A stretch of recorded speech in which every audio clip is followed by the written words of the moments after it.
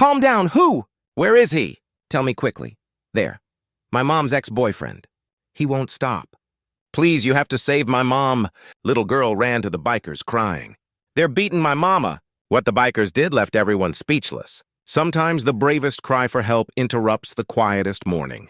And what begins as breakfast among strangers ends as a rescue that transforms lives, proving that heroes answer calls they never expected to receive.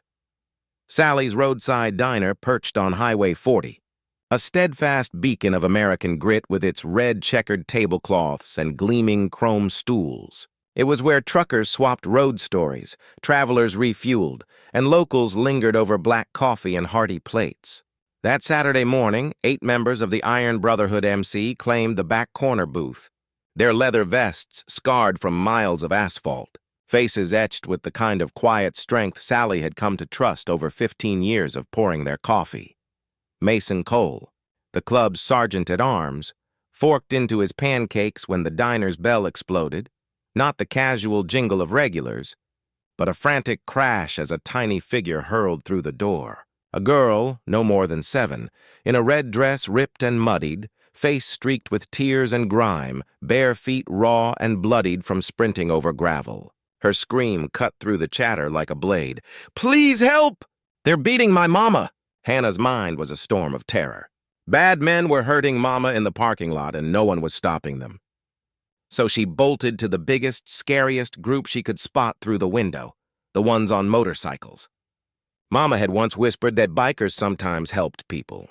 In that moment of sheer desperation, it was trust strangers or lose everything. Mason's fork clattered down. The 8 bikers rose in unison. The diner went dead silent. Patrons frozen in uncertainty, eyes wide at the leather-clad men with their infamous reputations for trouble. But Hannah charged straight to Mason, clutching his vest with trembling fists. "Please, mister. He's killing her out there." She jabbed a finger toward the lot. "Mama's ex-boyfriend. He found us. Please." Mason met his brother's eyes. No discussion required. Their oath was clear. Shield the innocent, especially children. "Show us," he said, already striding out. 35 a.m. The chaos unfolded between 2 parked cars. Carla Matthews, battered and curling into herself, pummeled by Derek Walsh, her ex, a hulking stalker who'd hunted her for 3 months after she escaped his abuse. His fists hammered relentlessly. She could only shield her face, strength fading in isolation. "Derek, stop!" Hannah wailed from behind the bikers. Derek glanced up, smirked at the approaching wall of leather. "Mind your own business. This is between me and my woman." "She's not your woman," Mason replied, calm as steel, stepping between them. "And her kid just made it ours by begging for help." Derek loomed, 6'3", 240 pounds of intimidation. "You bikers think you're tough? I'll take every one of you." Mason ended it with one swift surgical punch. Derek crumpled. The crew sprang into action. 2 lifted Carla gently, assessing damage. 1 dialed 911. 3 pinned the dazed Derek. Mason crouched to Hannah. "You okay, kid?" She nodded through sobs. "Is Mama okay? She's hurt but alive." "You saved her, you know. Brave enough to seek help." 38 a.m., makeshift care. Carla was awake but shattered. Eyes swelling shut, lips burst, ribs probably fractured from boots. The bikers handled her with unexpected tenderness, pressing diner napkins to wounds, keeping her alert against shock. "Hannah," Carla rasped. "Where's Hannah?" "Right here, Mama," the girl said, gripping her hand.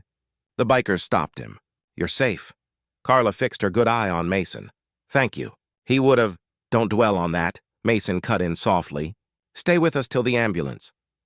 42 a.m., sirens wailed as Sheriff Tom Bradley arrived with paramedics. He knew the Brotherhood from charity runs and toy drives. No troublemakers here. "Mason," he nodded, scanning the scene. "Walk me through it." Girl burst in crying for help. Found her mom getting pummeled. "We restrained the guy." Bradley eyed Derek, cuffed on the curb. "Walsh. Multiple violations on file." Carla filed twice. "He kept tracking her." "Not this time," Mason said. 8 witnesses, solid charges. Paramedics stretchered Carla. Hannah climbed aboard, hand locked in hers. "Will you come check on us?" she whispered to Mason. Promise, kid. We'll keep you both safe. That evening hospital visit. Mason and two brothers found Carla and Hannah asleep in the room, tangled together, their first peaceful rest in months. Nurse Jennifer approached. You the bikers? We lent a hand. Mason shrugged, dodging praise. She told me the whole story. That creep stalked her through 2 towns. Job changes. If the kid hadn't found you? She did. That's what counts. Carla stirred, tears of relief flowing. How do I thank you? We're broke from hiding. No home, no safety. He knows everywhere. Mason glanced at his brothers. We'll sort it. No one touches you or Hannah again. Day 2, club summons. 20 riders packed the meeting hall. Word of the rescue had spread like wildfire. Carla and her daughter need our shield, Mason laid out. X is jailed, but bail's coming. No funds, no haven, no network. Club President Bull, a grizzled Vietnam vet, leaned in. Proposal? Full protection? Safe housing, security, help her stand tall. One voice objected. We're not a charity. Got our own to feed. That girl picked us in her darkest hour, Mason fired back. We answered. Can't bail now, Bull nodded. The code won. Motion carried. Mason, handle details. Day 3, ripple effects. The story blew up locally. Bikers halt brutal attack, with diner footage of Hannah's plea and the men's swift mercy. Stereotypes cracked. These were everyday guys who turned breakfast into lifeline. Sally launched a fundraiser, pulling $15,000 in a week for rent, deposit, basics. The Brotherhood secured a locked-down apartment across town, added deadbolts, handed over emergency lines to 20 ready riders. Hannah gifted crayon drawings, bikes, stick figure saviors. Hers to Mason. A giant in black aiding a red-dressed girl. Thank you, scrawled atop.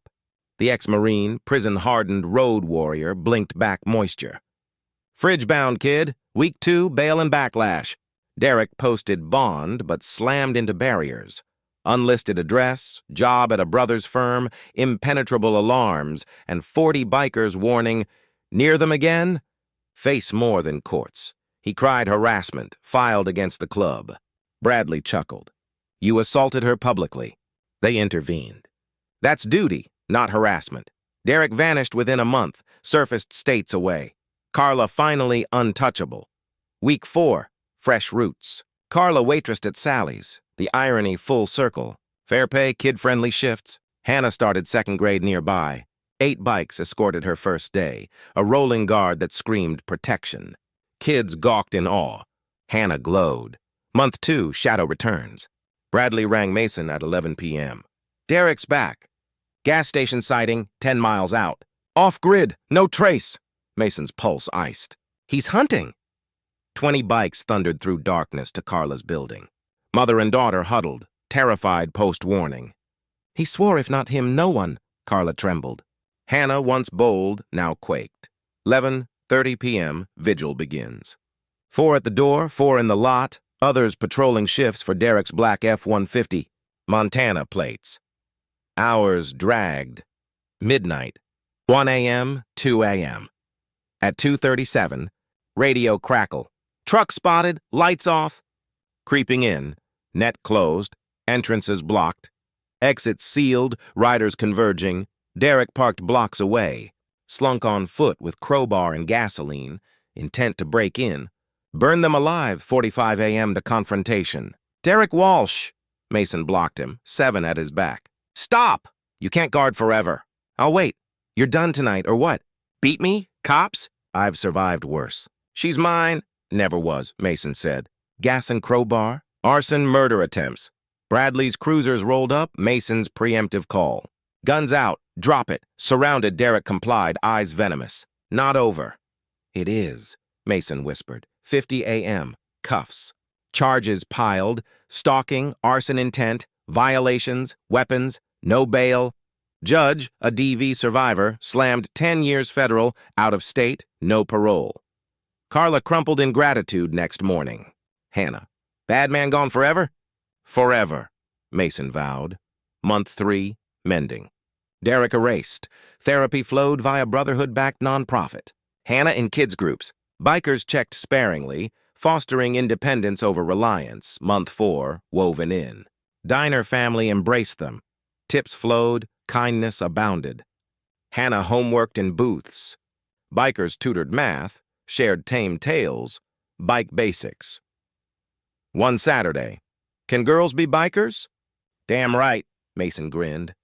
Toughest I know are women. Hannah's dream ignited. Helper on Wheels, Month 6, thunderous tribute. Fundraiser ride. 500 bikes, 3 states, $75,000 for shelters, aid. Carla spoke. 6 months ago, my girl begged strangers. These men acted without pause, saved me, guarded my child, rebuilt us. To Mason. Leather meant fear once. Now it means the day fear lost. Hannah unveiled a framed painting. Bikers encircling mother-child.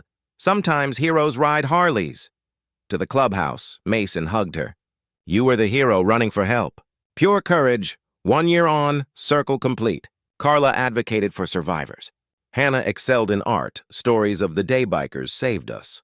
Club's protection program went national. Escorts, classes, law ties, anniversary bash at Sally's, no violence glorified. Just Help answered 8-year-old Hannah at the mic. A year ago, scared, I ran here crying. Didn't know if help came, but Mr. Mason and friends did. Families who shows up. To him, thanks for showing. Her drawing anchored the clubhouse, mission eternal. Mason advocated bystander guts, shattering myths. Anyone can hero.